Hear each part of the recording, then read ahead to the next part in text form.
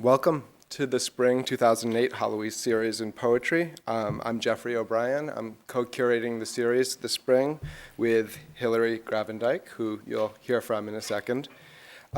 We are ridiculously privileged to have Nate Mackey here as an invited reader, reading with Craig Santos Perez from the Ethnic Studies Department. He's a doctoral candidate there, right? Before we start tonight's proceedings, I want to stump a little bit for the other readings in the series. On the 28th of February, the Canadian poet and translator Erin Moray will be here, and she'll be reading with Trang Cao. And then Friday, March 21st, Lin Din will be here. He's coming from Montana, so it's on a Friday instead of a Thursday, because I guess they don't run planes that often out of there. Still. And he'll be reading with the English department's own Marissa Libin. And then on April 24th, Ariana Reines will be here reading with Angie Yuan. And then the semester will culminate in the reading of our current Holloway poet, Lydell Shaw. And there will be a reception after that to ultra honor him. All of these readings, of course, you can remind yourself of by going to the website, which is holloway.english.berkeley.edu. Now would be a good time to turn off your cell phones if you have not thought of that, and any other noise-making devices. After the reading, we will have a brief Q&A. We've got that false metonym for democracy called the wireless mic, and that'll rove around, and you'll be able to ask some questions of Mr. Mackey.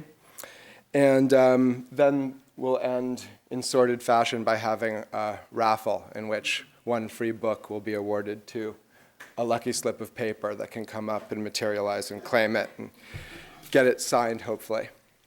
I should also tell you about one more reading that's not part of the Holloway series proper. The Contemporary Poetry and Poetics Working Group is having a reading that they've dubbed the Triple J reading, kind of a Montanan flavor to that, honoring 3 graduate students here who have first books coming out. And yes, all their names start with J. Jessica Fisher and Jasper Burns and Javier Huerta. So that is on February 21st at 6 p.m. in this same room. And there'll be a reception after that as well, right, which will be in 3:30? Yeah. All right. So that's about it. What we're going to have now is an introducer for Craig, and then after that, we will have another introducer for Mr. Mackey. So thank you and welcome.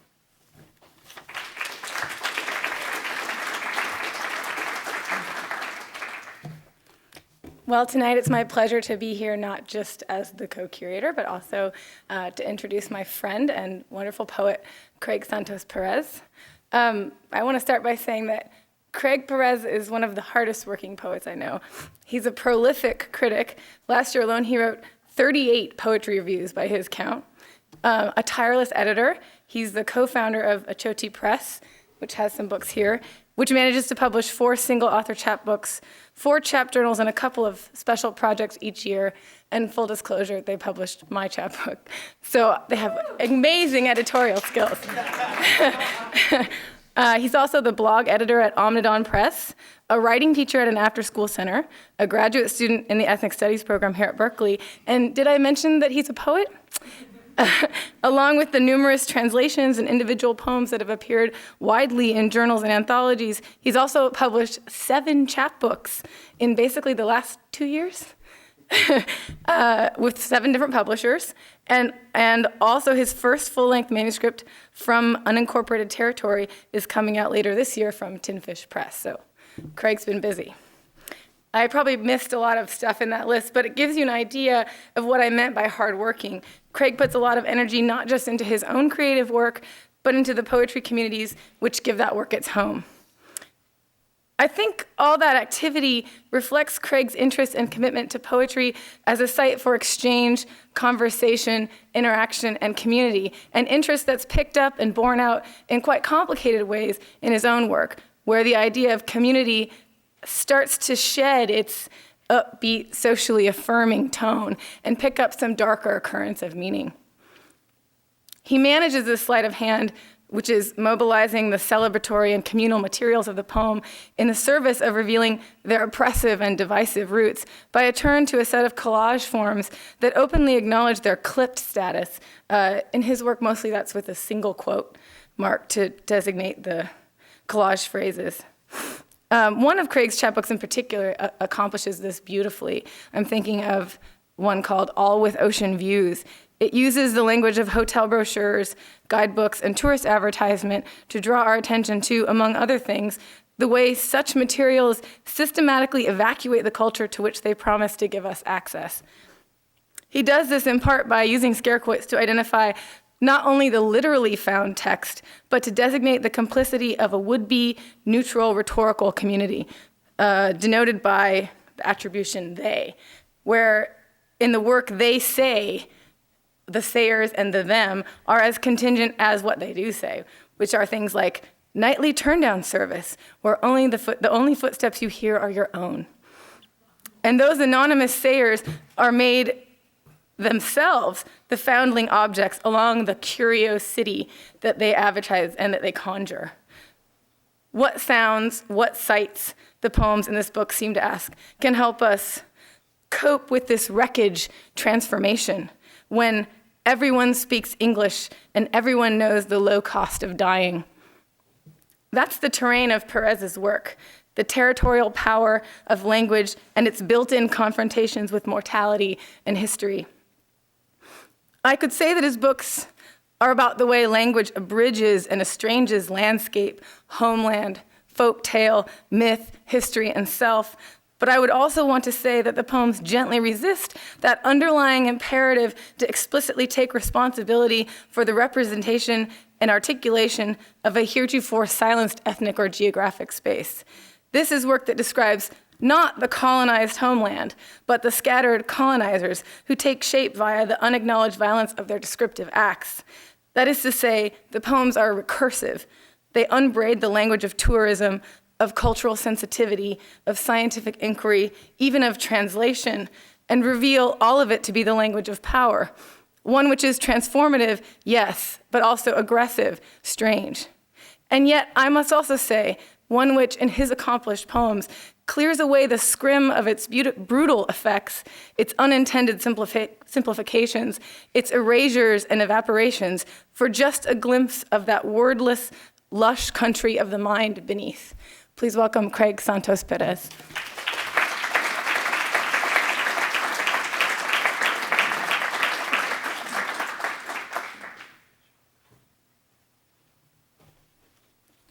Thank you all for coming, and thank you, Hillary, for that wonderful introduction. I also want to thank Professor O'Brien for inviting me. It's a great honor to read with Mr. Mackey. Yesterday was my birthday, and so I wanted to take a picture for my blog.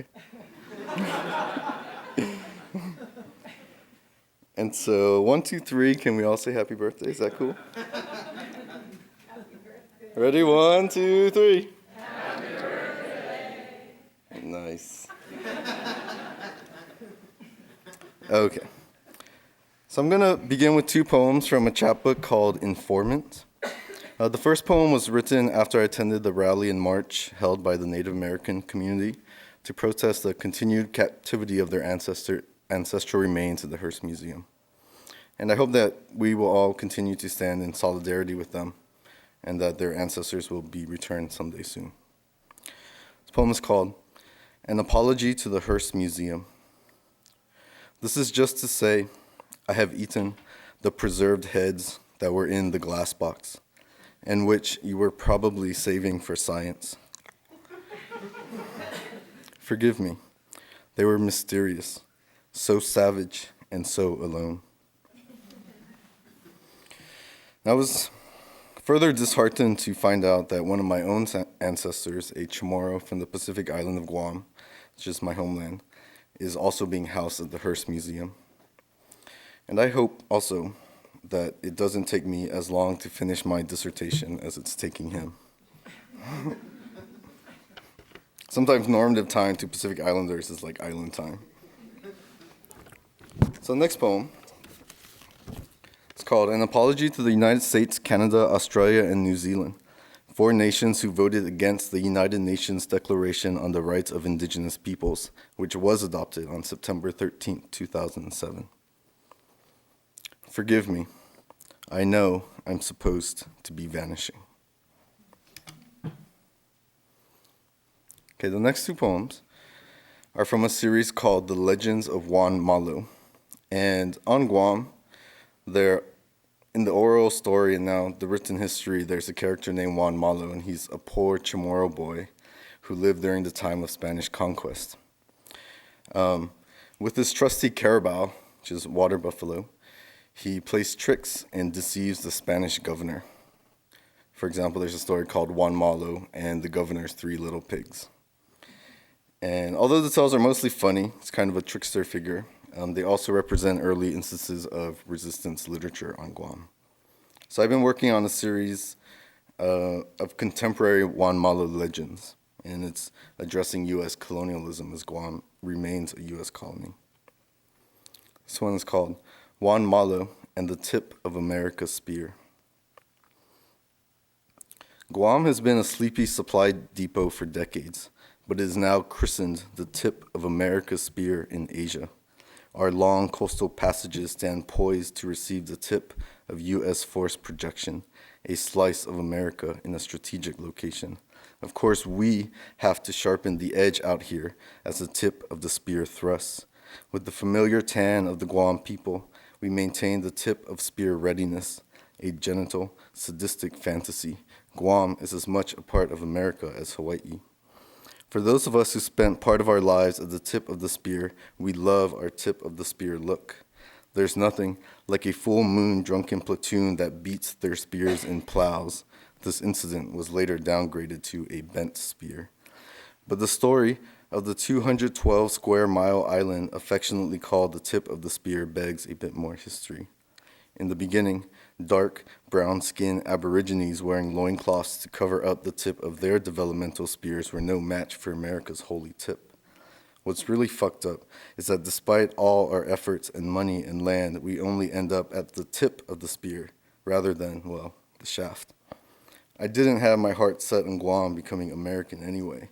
The tip of the spear image carried over from Vietnam is overrated. Marines won't change whether they're in Australia, Guam, or Okinawa.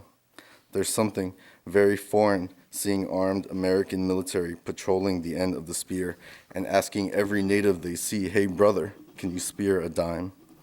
After effectively acquiring 1/3 of the entire island, the American military ceased performing ancestral and bachelor cults, breaking their spears. Instead, they made a kooky film called The Spear of Destiny.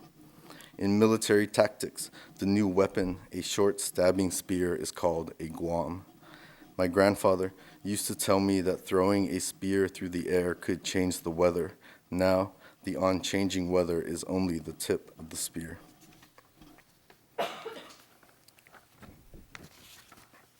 Okay, this next legend is called Juan Malo and Where America's Day Begins. Guam is truly where America's day begins. Yes, Guam is a part of the United States. Located 2,500 miles west of the international date line, Guam is hours ahead of Hawaii and is one day ahead of the U.S. At sunrise, we hear Army personnel singing in the English sections, while children on Guam wave Old Glory, shout USA, and sing patriotic American songs. But Guam is also where injustice, waste, and abuse begin. A bumper sticker I hate so much bears that deadly slogan, Guam, where America's day begins. Guam is the westernmost frontier of the United States and 15 hours ahead of the eastern seaboard time zone. Yep, Guam is geographically where America's dream ends. Guam is literally the first American community to greet each new day, a privilege manifest in one non-voting congressman and the idea that we practice democracy in paradise. Guam's Tourist Bureau promotes the Pacific Island as where America's day begins, a big draw for Japanese tourists, 1 million annually, which helps preserve our culture. I'm from Guam, and we are a day ahead of the mainland, so we actually got our PlayStation 3s while y'all were still sleeping or something. Guam is truly where America's products begin. Language is not a problem. Everyone speaks English, mostly with an American accent of sorts. Too many people still think of Guam only as a bleak outpost for the U.S. military. Just in case you are confused, Guam is where America's day begins. We are 15 hours ahead of New York. But if the house of your culture was burning down, then you have to look beyond the whole where America's day begins bullshit, which is basically the historical. That's why they say, here today, Guam tomorrow. So, me and the rest of the Chamorros are ahead of y'all. Sorry if I threw everybody's timing off. Okay. So what I'm going to read next is very different. It's from a new chapbook that's coming out from Corollary Press. And Corollary is a wonderful press edited by Juliet Lee. And they have a website, so I really encourage you guys to check out their catalog. They publish amazing poets like Sumi Kaipa, Banu Kapil, Pamela Liu, Lin Zhu, and Christopher Stackhouse. Some of my favorite writers. And this chapbook is called Preterrain, and it's made up of short prose poems. I'm just going to read a few of them. We learn how to swim in this place, conjugate of water, birch, elysium, bells sound, belonging to isolation. We approach the river and touch its single tree, its tendons, its refuse. Someone calls our name. We continue, nearly holding the ground. They say the fish appear on the banks all at once because they were killed all at once.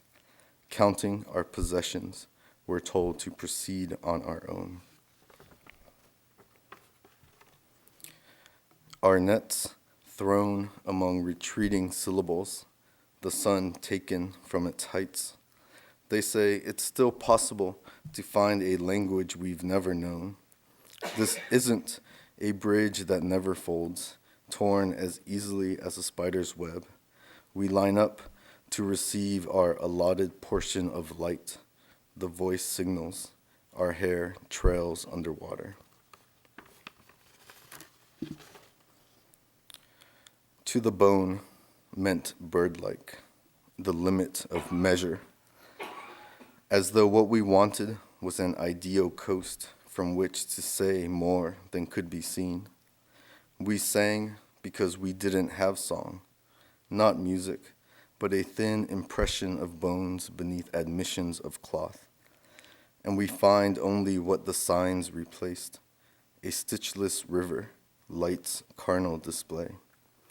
Our voices map the other side of tongues, where silence would have been. We mimic drowning to say thirst. We wanted our want to be named. Begin again with an offering to ghosts, habitus, costume, shifting locations rather than bounded folds. Wind replaces memorial to mark the evolution of legend, and the tongues our legends lose. What once belonged to water belongs to blood. No relationship of direct reference. Known currents, the unknown end of light. We look for the shadows already here to lengthen. This weather, when we can't tell what's ours. This Figaro atmosphere, which is nothing more than need. What more can you see than what it is to see? This unknown bird, an open estuary. Will we ever find that shared place where nets of echo no longer clothe the singing? Where, to preclude its being in the present, a bell empties the sky? Wind translates as the path that leads away from itself. Because names are preparatory, we name everything we've never seen. Each sound turns to us, turns to salt. Darkness becomes a larger quotient of light. The split tree hymns. They say, we shouldn't discuss the sky when there's only a failed measure of distance. This the only kind of light that buries us.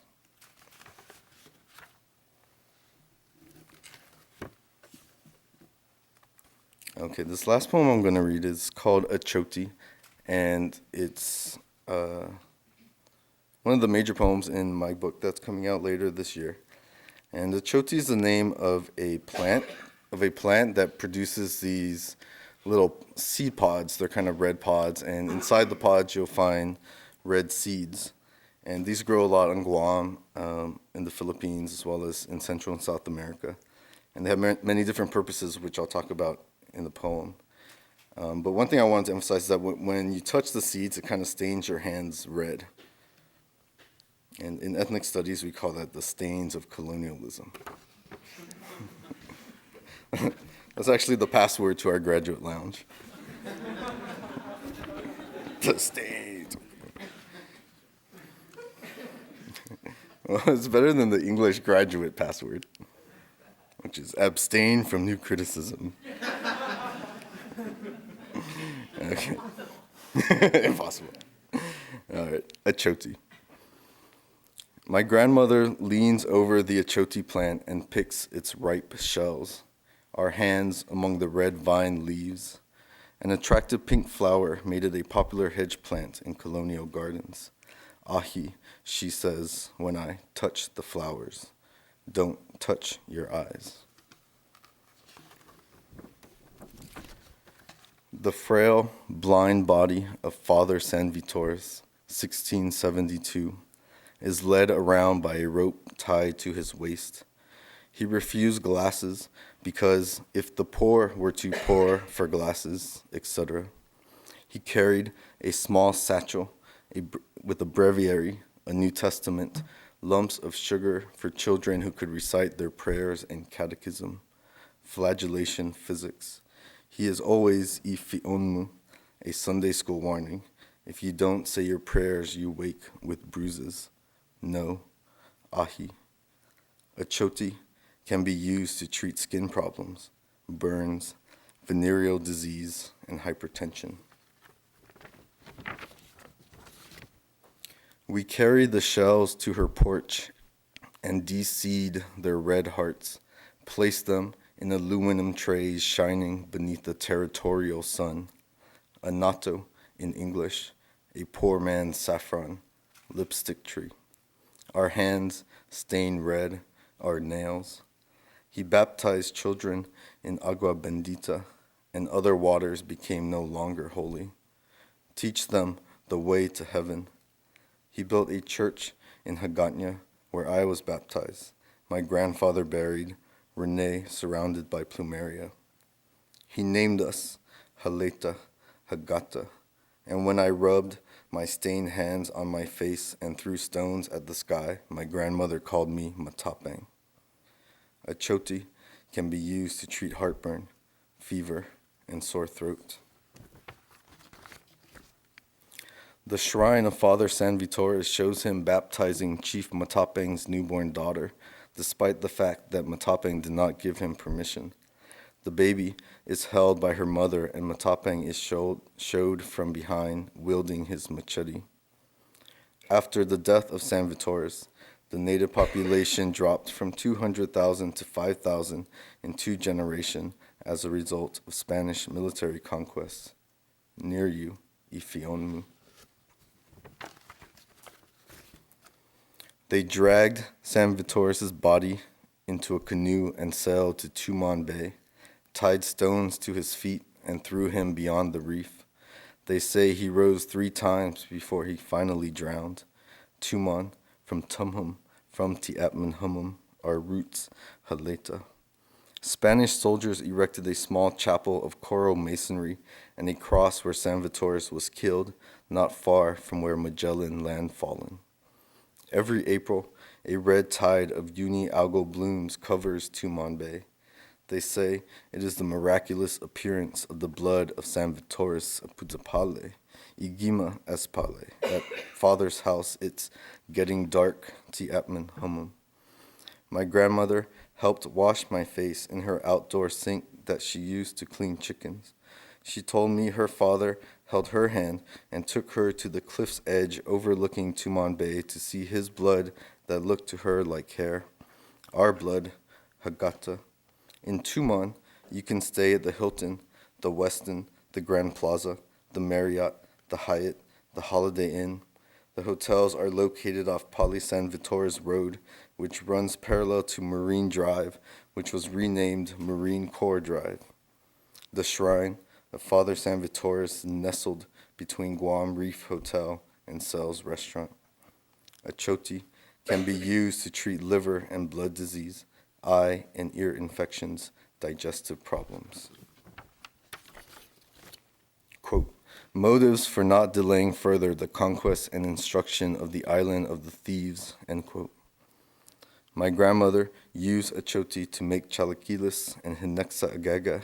She was so young when the Japanese army invaded and renamed Haganya Akashi, the Red City, bright red stone. Later, reports claim that Matapang sold the ivory crucifix for 30 bags of rice. Matapang used to mean proud and brave, used to mean alert eyes. He led the rebellion against the Spanish before he was captured and killed. Now, it means silly, or rude, or misbehaved, or uncivil. A choti was used to stop bleeding, was used as an anti-venom for snake bites, was used to heal wounds. Thank you for listening.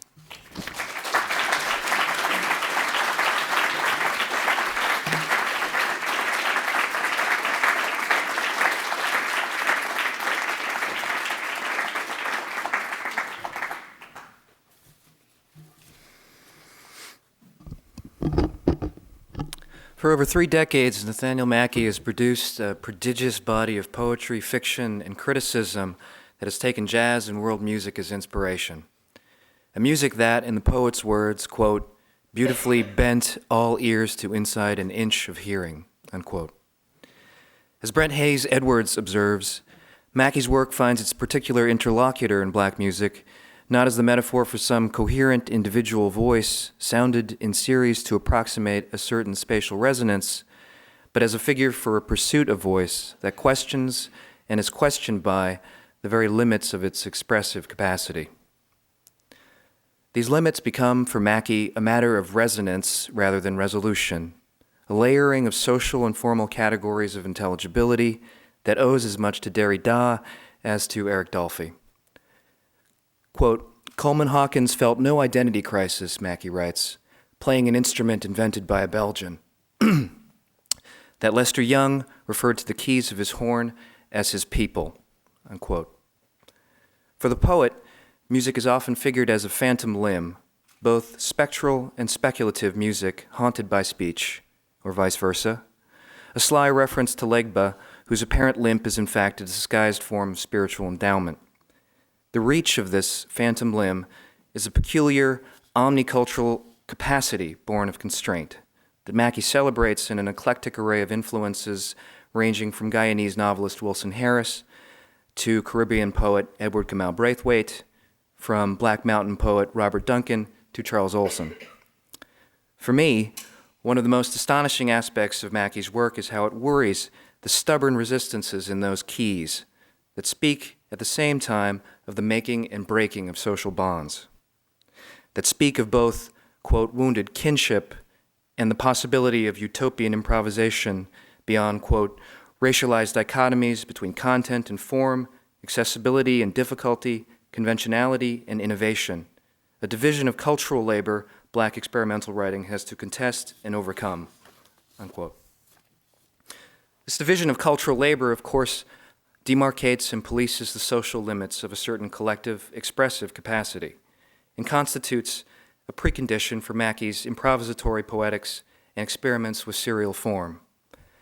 I want to borrow Mackey's celebration of what he called Thelonious Monk's eloquent hesitations to characterize the poet's own work, where a word creaks, a line stutters and rasps, and proceeds crabwise through ringing layers of echolalic emendations. It's an inimitable body of work that has always insisted on combining both, quote, improvisation's utopic horizon and cultural theory's diagnostic desire, all shaded by a blue dystopic truth. Of course, he's managed to say it and sing it far more eloquently, and this is from Song of the Andumbulu, number 48. What there wasn't music, but music was there. Where it came from was nowhere. We heard it nonetheless. Not hearing it before put us there. It's my pleasure and honor to introduce Nathaniel Mackey.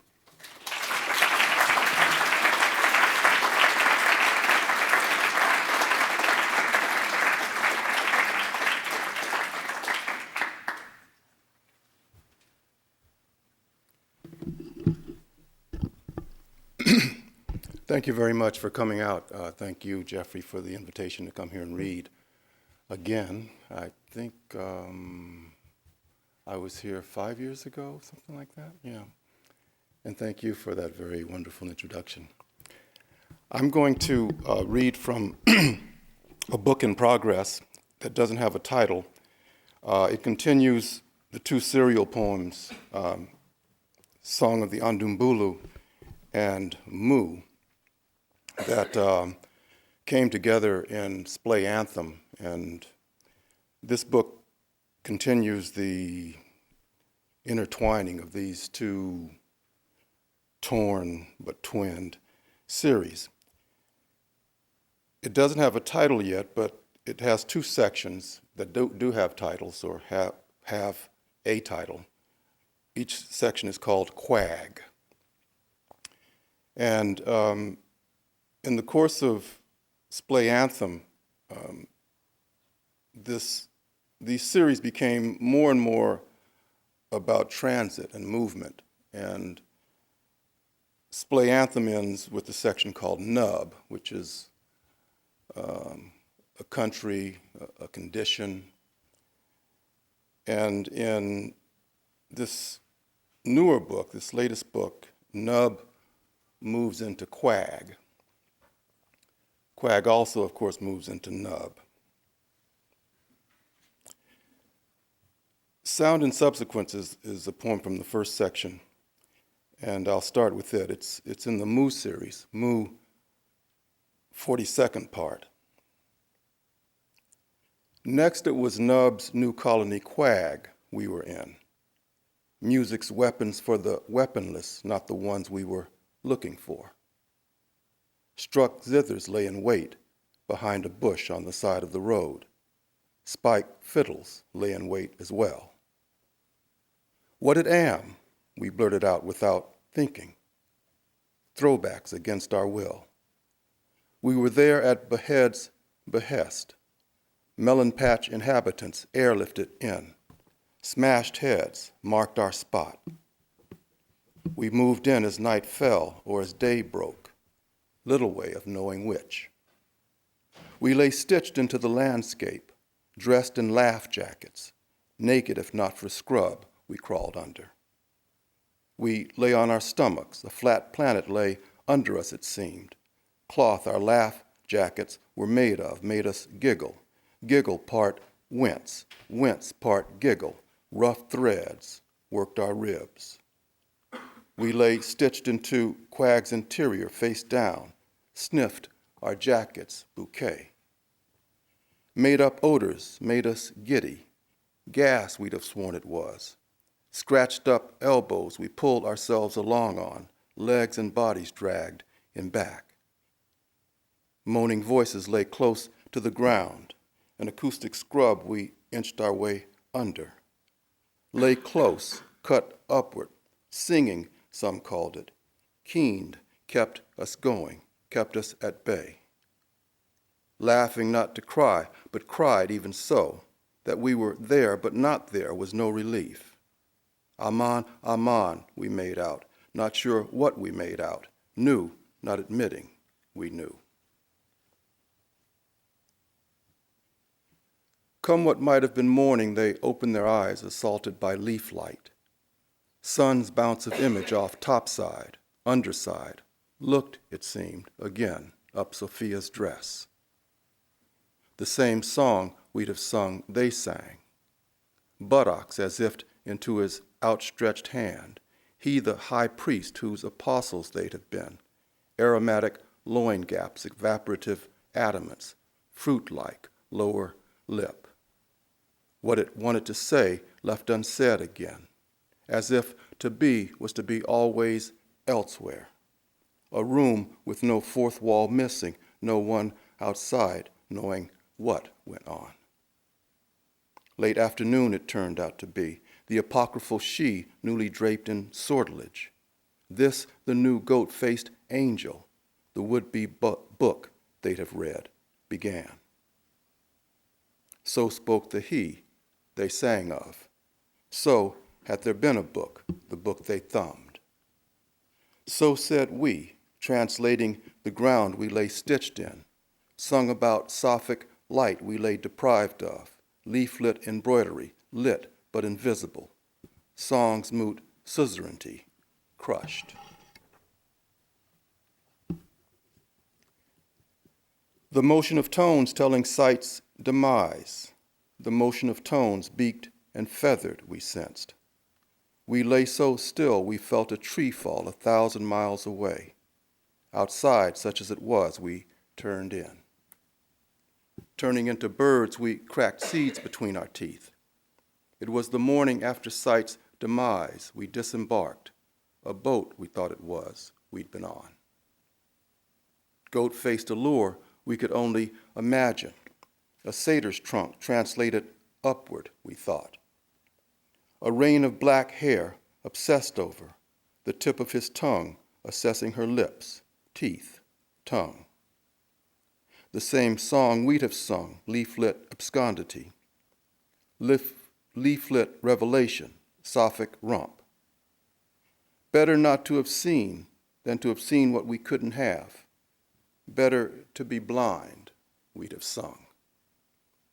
Eked out accompaniment, the world ours fell away from, the motion of tones having nothing to say. Basking aloft in bodily heaven, we came down. Quag's malaise lay behind us even so. Sophia sighed, wanting something else. She heard the woman with the bell in her throat, backed by strings, adieu, backed by rattling drums. There was a man, she said, liked it she let his hand up her leg. Said it so near the near side of singing, she sang. Song so understated, we wept. Sang the moment living unsung time, she said. Mouth a mere slit, rude amenity, she said she wiped spit from her lips after they kissed. Made up words, the words they sang, the song not one they knew. Quag's high country scat filled with helium, wind, warble, snort. It was the song, newly known to us, we'd sing forever. Lost utopic wandering, toe tip to head of hair.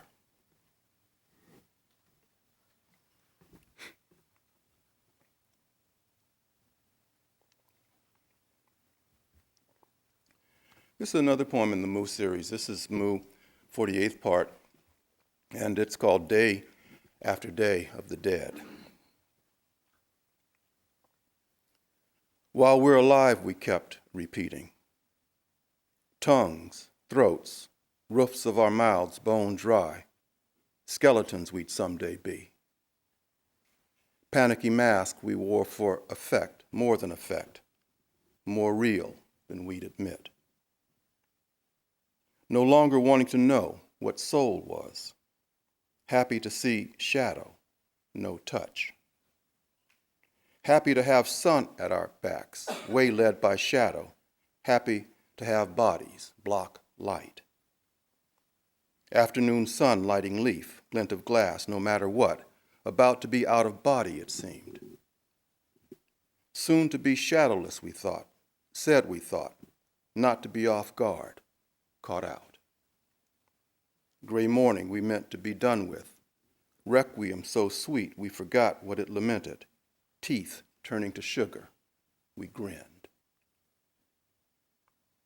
Day after day of the dead we were desperate. Dark what the night before we saw lit, bones we'd eventually be. At day's end a new tally, but there it was, barely begun. Rock the clock tower let go of, iridescent headstone, moments rebuff. Soul we saw, said we saw, invisible imprint. No one wanted to know what soul was. Day after day of the dead we were deaf, numb to what the night before we said moved us. Fey lights coded locale. I fell away, we momentarily gone, deaf but to brass's obsequy, low brass's croon begun. I fell away, not fast, floated, momentary mention and accord with the wind. Day after day of the dead, the same as day before day of the dead. No surprise, I fell away, muttering. Knew no one would hear, not even me. We wore capes under which we were in sweaters out at the elbow. Arms on the table, we chewed our spoons. Mouthing the blues, moaned an abstract truth, kept eating. The dead's morning after buffet, someone said it was. Feast of the unfed, said someone else. What were we doing there? The exegete kept asking. Adamant, uninvited. Adamant, uninvited, morose. Elbows in the air like wings, we kept eating, rolled our eyes, kept shoveling it in. Day after day of the dead, we were them. We ate inexhaustibly, ate what wasn't there, dead no longer dying of thirst, hung over, turned our noses up to what was. It was me, we were it, insensate, sugared sweat, what we drank, tasted like. Even so, the tips of our tongues tasted nothing, we sipped without wincing. We ate cakes, we ate fingernail soup, a new kind of gazpacho, no one willing to say what soul was. Knucklebone souffle we ate gristle. Eyes we took flies flying backward, a kind of caviar. None of us wanting to say what soul was.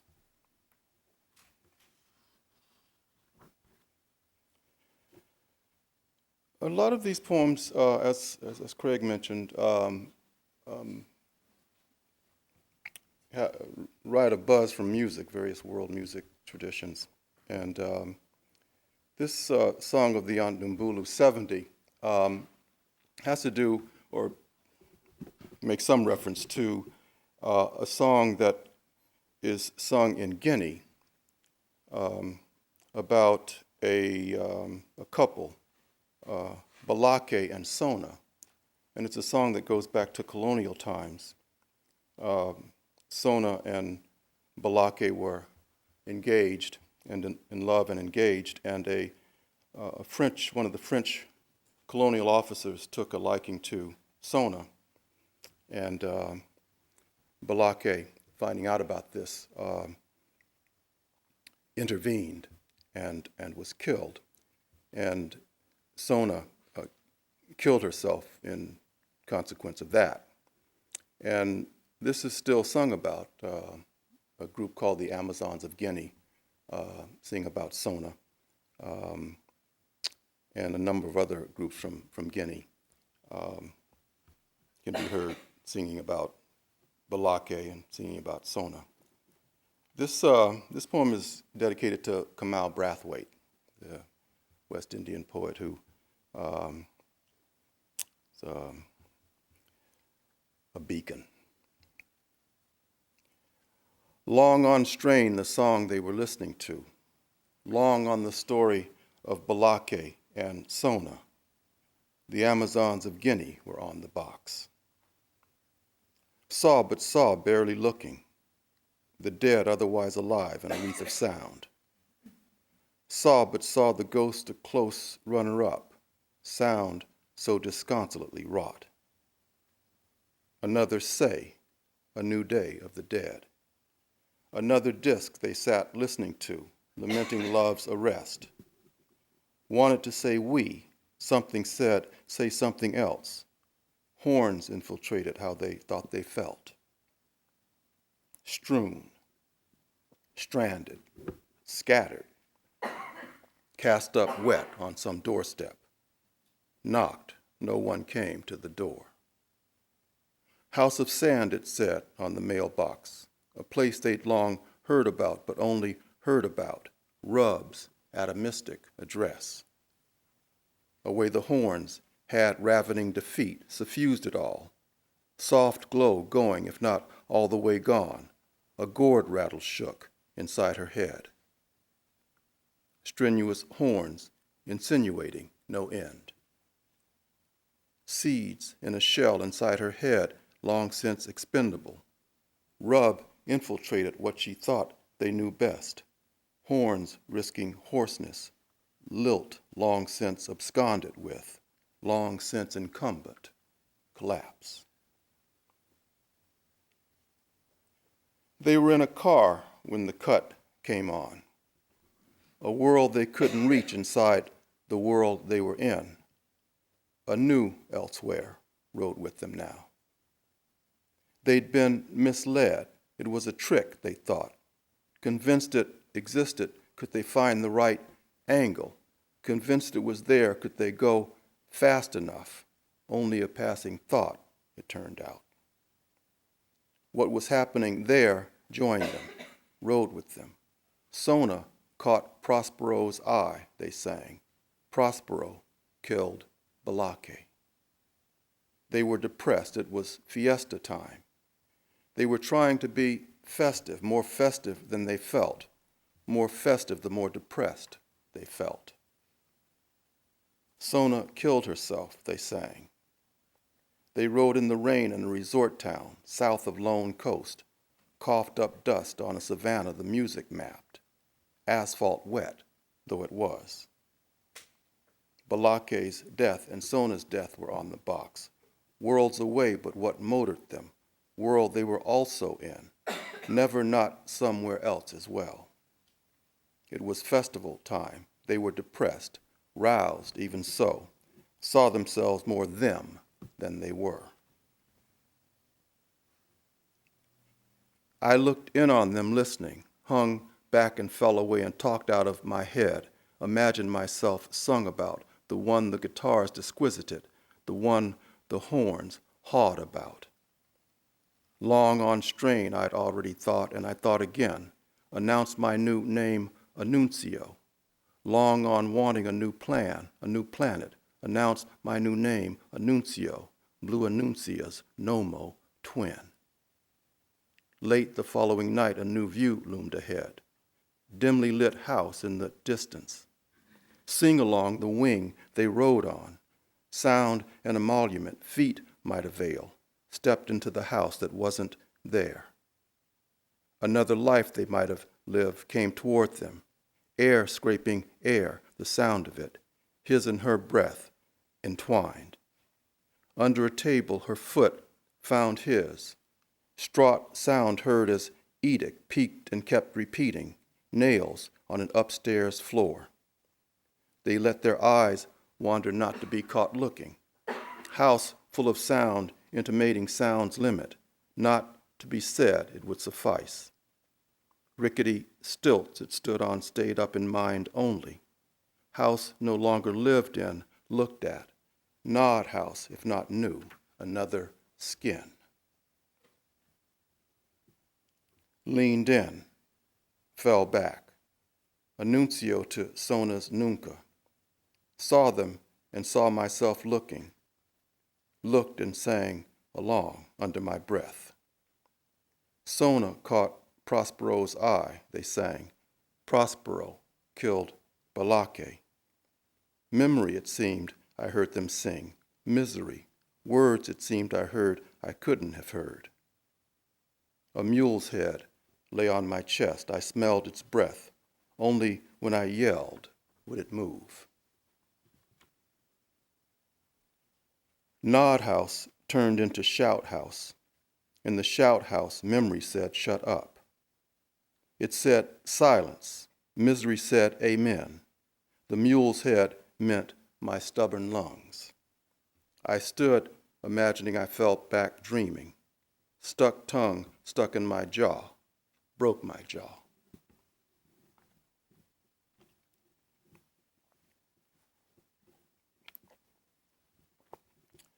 One of the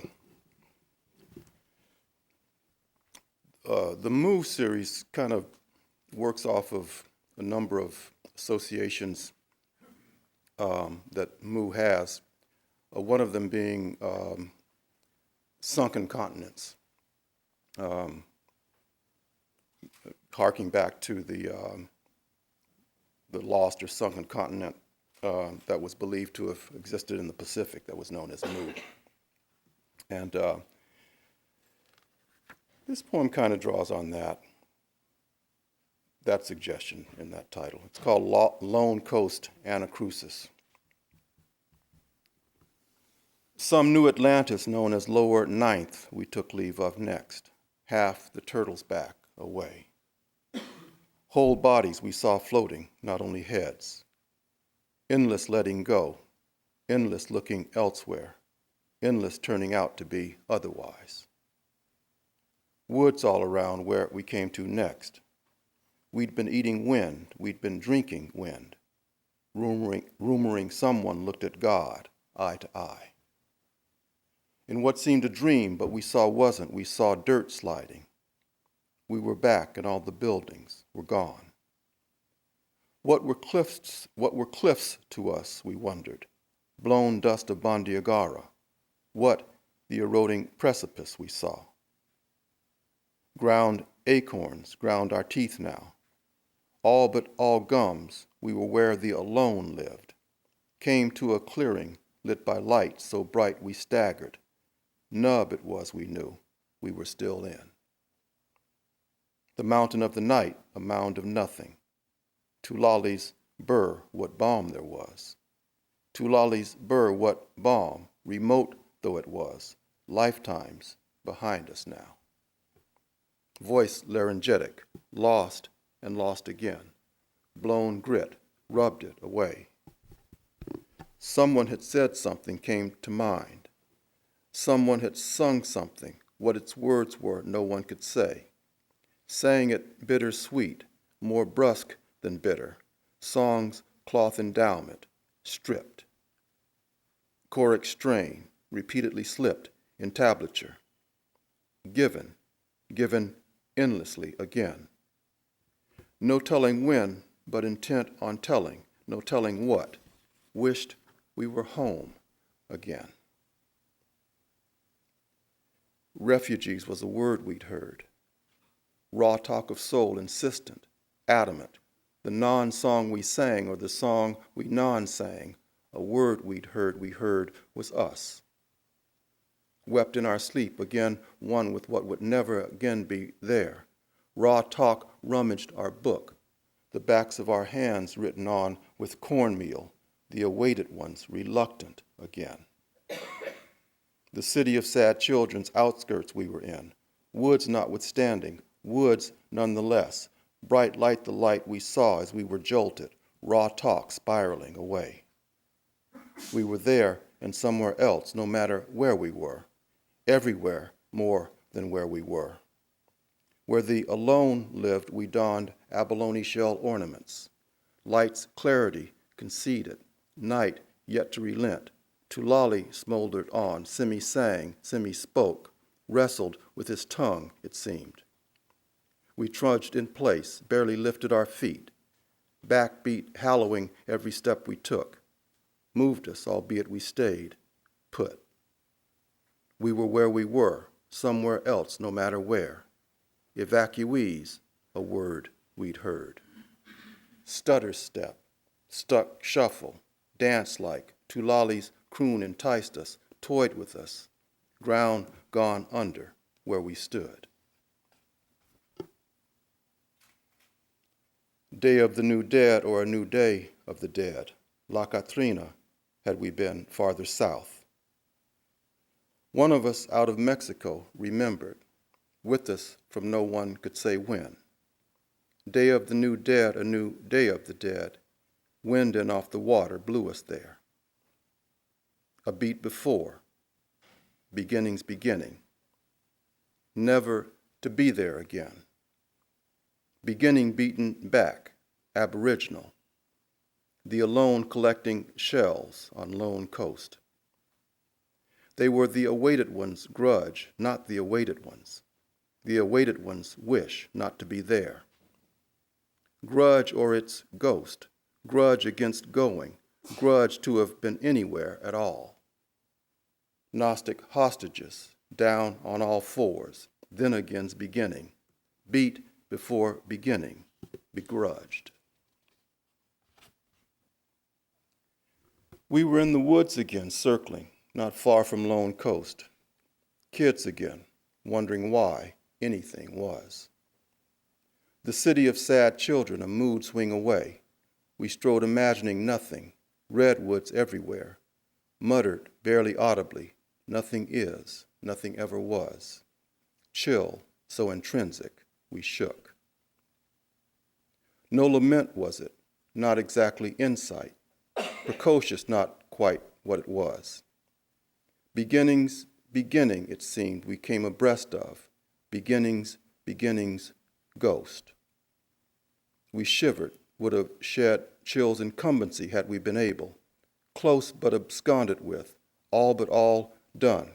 Spirit chill, we called it. Numb. Had there been a song, had someone asked who sang it? Whitecaps rushing the beach, we'd have said.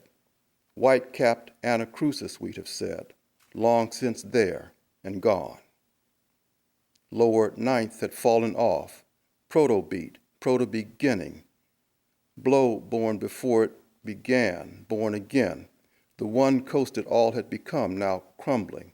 World edge, world rebuff. Circling no end, it seemed, except we stopped, stood looking at the sunlight streaming in. Churchical, some would have said, but we resisted. Felt it that way, but wanted not to. Not was no guarantee. Circling no end, it seemed. Same, crowded, same, ad infinitum. Beginnings, bluff. No Chupatulus, no St. Joseph's. The Alone's lower ninth by default. When we stopped, we stood, picked our teeth with fish hooks. The Alone lay their nets out to dry, we imagined, nets made of nothing, nothingness, the non-thing we surmised we not saw. They laid their nets out in the sun at the base of the slope the woods were on. We were them, they were there again, evacuated we that they were. We were slaves or possessed by slaves, the alone, the indigenous ones. I wanted to break free, but fell as I took a step, felt my knees and hands hit the ground. I got back up, synapse what there was, if anything was. Wind in off the water, lifted the water. Body of waves, lane with, lane away from. Caught in crawl space, barely got out. Caught in crawl space, barely got out. An alternate state, the non-state we were citizens of. Pyramids to projects, the hill we were on. Drift infiltrated, forfeiture, frame, image not to be lived up to. Up never again to be one with itself. Soul dissipate what soul was. Beginnings, decree.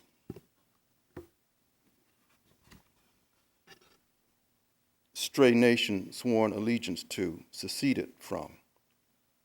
Abalone necklaces we wore around our necks. There was a trance I was otherwise in, beside myself, a new, no longer blue attunement I drew back from. Another new cut was on the box. Another cut on the box, another nick, a new notch.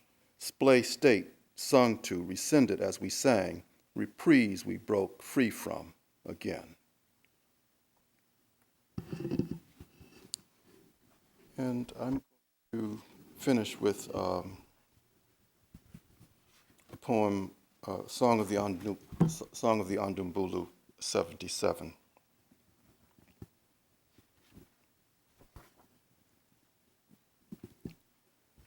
A new name remembering 13 dead was on the box. One of 7 sets of twins to survive. Twins 7-7, E-ray. It was day after day of the dead again. We lifted shot glasses filled with salmon fat. No life long enough, we winced. We'd been eating tacos and falafels filled with confetti, shredded newspapers. Headlines blackened our teeth. It was day after day of the dead again. Repetition was what we had, and we worked it. Quag's toll rose each day. There was the it, then there was the it of it. Less itself than a hum even we could see. Quag nubs pyrrhic limb. Someone's face was in a window, squinting, scrunched up, looked out, intimating what soul was. A bubble in my groin made me grimace. I looked up, long since insistent we were it. It was us, Osiris's chthonic run. Day after day of the dead again. Day after day went by without emolument. Nubs low growl and regret. It wasn't run what we did. Hesitation was what we had. No step not taken back. Trepidation was what we had. No way could we breathe deep enough, brace against what would come. If we ran, it ran with us. No way could we be alive enough. Bumped earth escaped us, lost in low scrub, the it of it given up, let go. There would be bits of it ever after, its it scattered. This would be known as time. So we read in what would be our book, should there be a book. Address not arrived as yet, book in abeyance. Book meant beginning to be gone. It wasn't my face we saw in the window, albeit tunes from my youth were in the book. Little Sunflower, Equinox, Doxy, on and on, played by a beginner's band. It was a sad, glad children's orchestra, an All Souls band, we were told. Mock awkward monk it might have been, unintended, so tenuous it made us weep. We sipped salmon fat, beginners against our will, vicarious consort, vicarious kin. Washed ashore, no one could say where, mystic habitat, Quag's necropolitan outskirts, quaff. Day after day went by, mock promise, erstwhile body, yet to be book, box yet to be within earshot. More ghost of what it was than an echo, long since not even a shell. So we said, or said we saw, we're told we saw.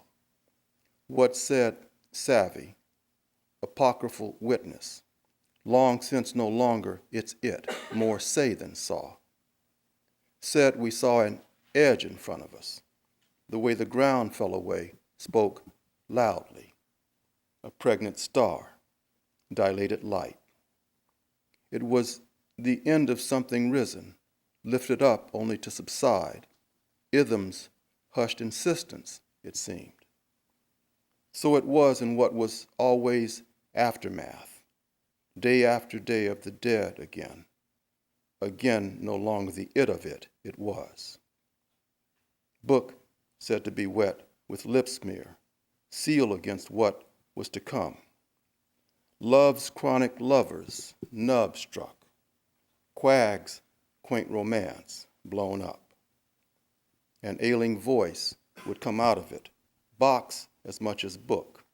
Sing its heart out, we'd say. Begin with humming, not the hum from before, Nub's alibi. Summon something said out of hearing, mum amen. Thank you.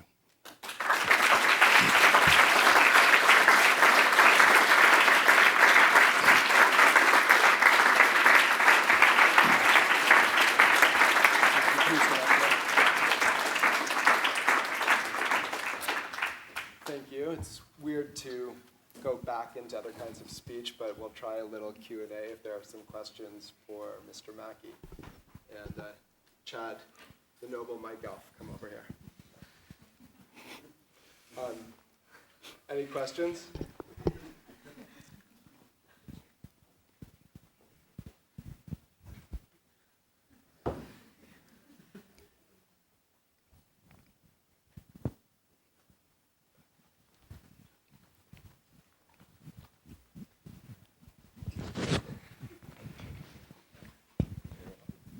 Hello?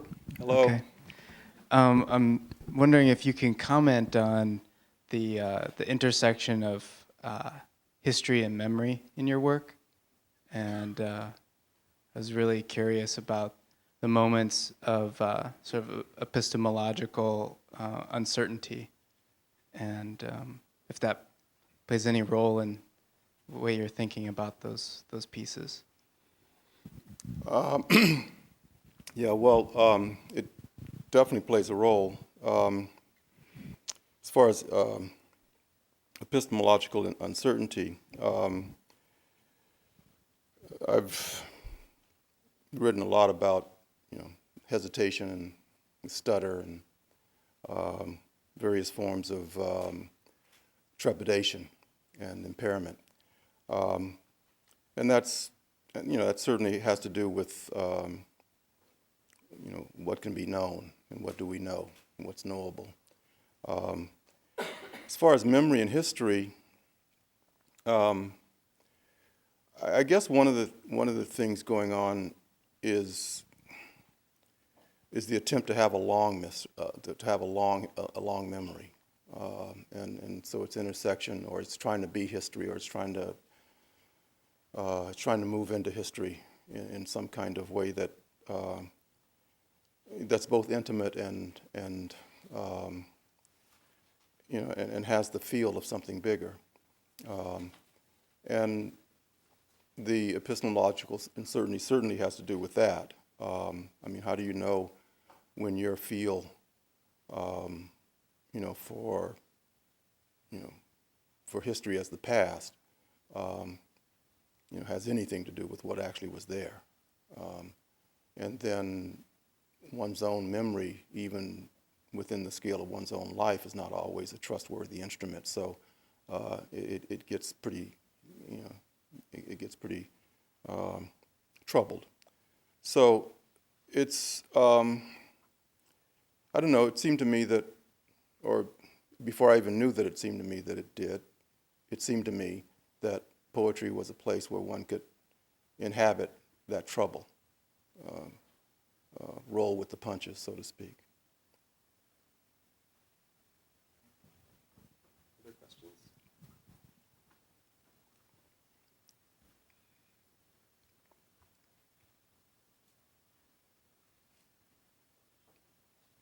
Well, that's not going to fly. They're caught in epistemological uncertainty, and they're in a extended hesitation. Well, I wanted to ask you something. You describe it beautifully in that preface to Display Anthem, but I wondered if you could reprise for us a little bit what it's like to prosecute sequences across the borders of books instead of having them be intra-volume. And a little corollary would be, have you ever been tempted to bring either of the big sequences to a close?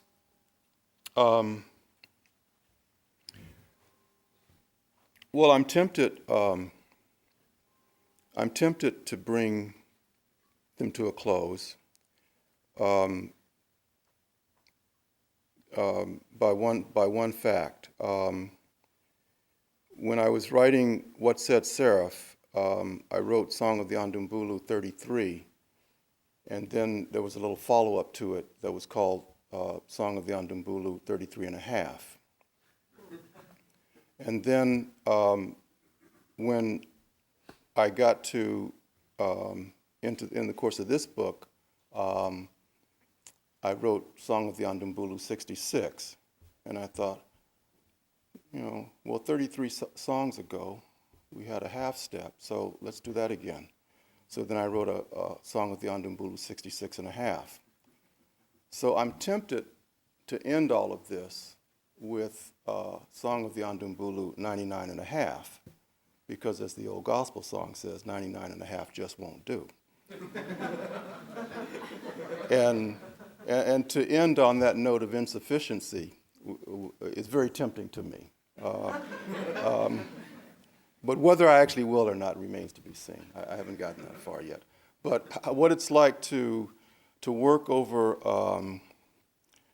a series of books, you know, there have been times when I thought it was done. I mean, I didn't.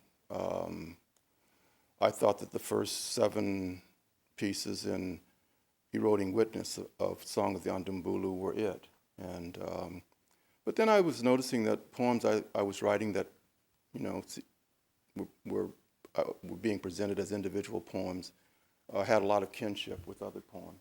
And I had the experience of writing the last section of that book where it started with one poem that began, I wake up, and it turned into a set of 8 poems that began, I wake up. So this kind of movement by contagion was something that was happening even before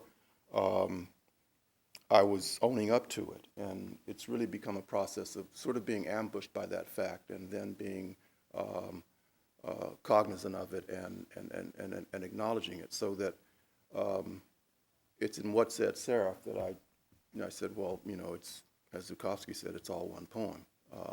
But it was 2 poems. As it turned. What Said Seraph was Song of the Andumbulu, and then there was questions about what had happened with Mu. And so I went back to that and sort of, you know, found out or figured out or fessed up to the fact that they had been 2 in the same, as I've since taken to saying. What's it like to work that way?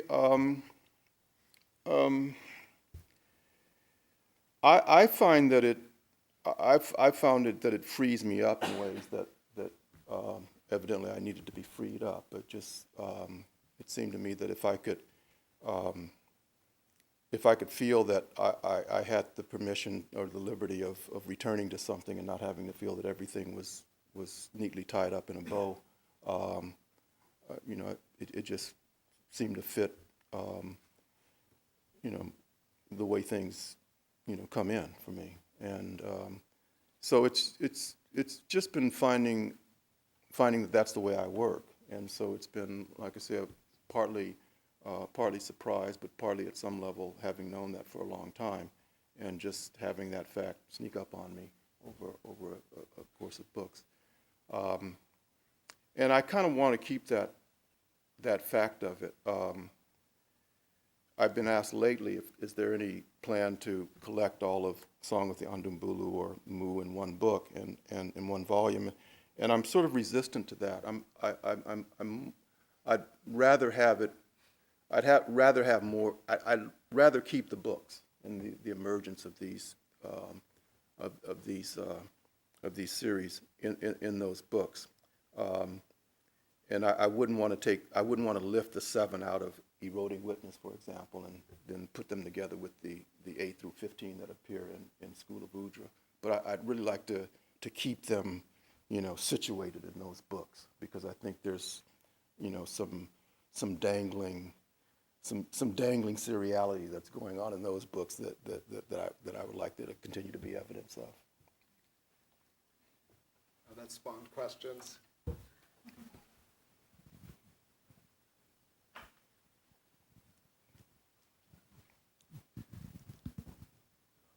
This doesn't really follow what you were saying earlier, but I had a question.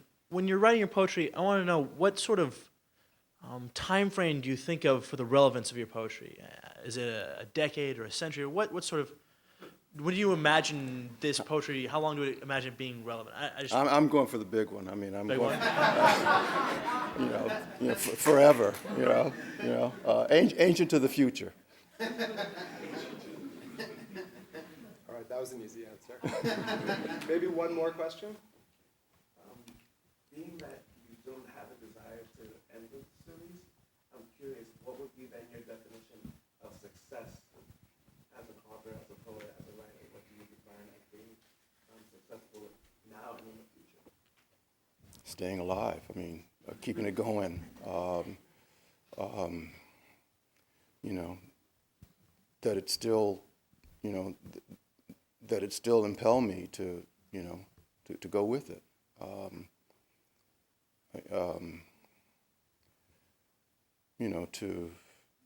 mean, that's, who was it said writing wants to go on? Was that, I don't remember who said it. Maybe I said it and forgot that I said it. But writing wants to go on.